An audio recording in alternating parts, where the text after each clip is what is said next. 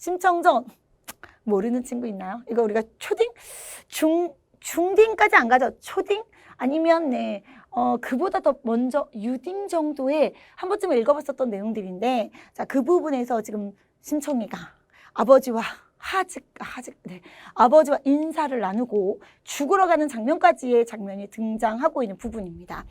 판소리계 소설이고 이제 설화소설이라고 얘기를 합니다. 그래서 이제 학교에서는 자, 심청이와 관련된 얘기를 했을 건데, 주제와 관련돼서 사실은 우리가 뭐 얘가 효녀 심청에 대한 이야기라는 거, 효심과 관련돼서 유교적인 내용이 담겨 있었대더라. 이거가 중요한 건 아니에요. 그죠? 왜냐면 이걸 모르는 애는 없어. 대한민국 사람이라면 심청이의 주제가 그게 바로 유교야. 이걸 모르는 사람은 없죠. 자, 그런데 이제 내용에 대한 이야기를 함께 확인해 봤을 때, 이제 자, 심청이의 이제 주요 장면들을 함께 확인해 봤을 거고요. 자, 요건 이제 별로 중요하지 않아요. 자, 인물들의 행동과 관련돼서 심청이 좋은 사람입니다. 효를 가지고 있어요. 효심이 굉장히 깊었고요. 신봉사, 그죠? 여기도 아직 좋은 사람이긴 하죠. 예, 근데 이제 중요한 건 우리는 이제 심청이 아버지니까 좋은 사람일 거라고 생각하지만, 사실은 신봉사가 앞부분에서 왜 공양 및 300석을 덜컥 약속을 했는지 뭐 이런 것들을 봤을 때는 다소 좀 현실 감각도 없고 무능한 이런 사람입니다.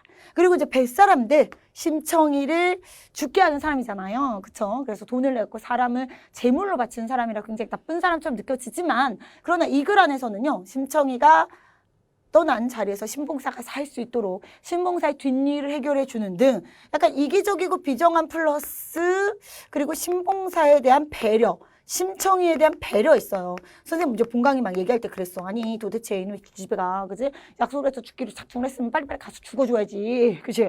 근데 어떻게 했어? 그때 막 얘 붙들고 인사하고 쟤 붙들고 인사하고, 그런데 뱃사람들이 선생님처럼 막 야 빨리 가자 이렇게 얘기하지 않고 막 다 기다려줘. 엄청 착한 사람들이야. 자, 그리고 승상 부인, 심청이를 딸처럼 여긴 사람이었습니다. 마음 따뜻하고 자비로움을 가지고 있었던 사람들이었어요.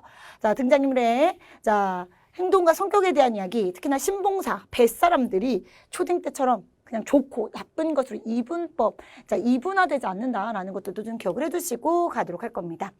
심청이 공양미 300석이라고 하는 쌀 300석을 구해서 아버지 눈을 뜨게 하겠다고 몸을 팔기로 했습니다. 근데 중요한 건 이거였어요. 별표 등야.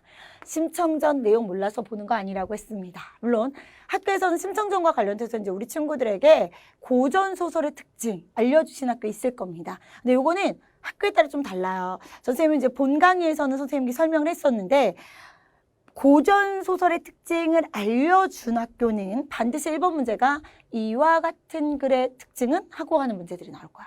그리고 고전 소설의 특징이나 판소리계 소설의 특징, 특히나 이제 판소리계 소설이 얘가 설화 소설이어서 어떤 구전된 설화가 있었고 이게 판소리로 어떻게 바뀌었는가와 관련해서 뭐 효녀 지은 설화 이런 얘기들을 하거든요. 그러니까 그런 과정을 설명해 주셨다면 그거 역시 마찬가지로 우리 친구들에게 객관식화 문제가 나옵니다. 근데 이게 선생님이 지금 요약을 할 때는 다시 얘기하지 않는 이유가 이번 단원의 제목 자체가 문학의 어제와 오늘이었어요. 그래서 원래 하려는 성취 기준은 그렇게 고전 소설의 특징을 외우거나 판소리계 소설의 특징을 아는 것이 아니라 이처럼 옛날 글이에요. 현재의 가치관을 봤을 때 긍정적으로 볼 수 있는 부분도 있고 부정적으로 볼 수 있는 부분들도 있는데, 이것들을 우리가 어떻게 해결하며 글을 읽어 나갈 것인가에 대한 이야기를 물어보기 위한 것이었습니다. 자, 그러다 보니까 주로 우리 친구들 수행평가 또는 뭐 서술형 문제에서 이런 것들이 나오겠죠. 우리는 그냥 일반적으로 그냥 비판적 없이 받아들이면 심청이는 진정한 효녀입니다. 아버지를 위해서 하나밖에 없는 자신의 목숨을 내놨기 때문이죠. 자, 그러나 한편으로 봤을 때 레알, 얘가 진정한 효녀인가? 자, 볼 수도 있다는 거야. 왜? 안 못 본 아버지 그냥 뒀습니다. 자기가 죽고 나면 안 못 본 아버지를 누가 먹여 살리겠어. 지금까지도 심청이가 다 돈이고 밥이고 구해갖고 먹여 살렸는데 그 아버지 죽으란 얘기지. 그지? 또 평생 죄책감이 나 때문에 눈을 떴다고 하더라도 나 때문에 내가 눈 뜨려고 내 딸 하나밖에 없는 딸을 죽였다라고 생각을 할 거니 그 죄책감에 아버지가 사는 거겠어? 아이고 내 딸 죽여갖고 내가 지금 이렇게 눈을 떴는데 이러고 살겠냐고. 그치? 그런 것들을 또 생각해보면 진정한 효녀라고 볼 수가 없대더라. 중요한 건 진정한 효녀라고 보느냐, 진정한 효녀라고 보지 않느냐가 아니라 어떤 근거를 들어서 얘기를 하느냐예요. 그래서 학교에서 시험 문제는 어떻게 나올 거냐면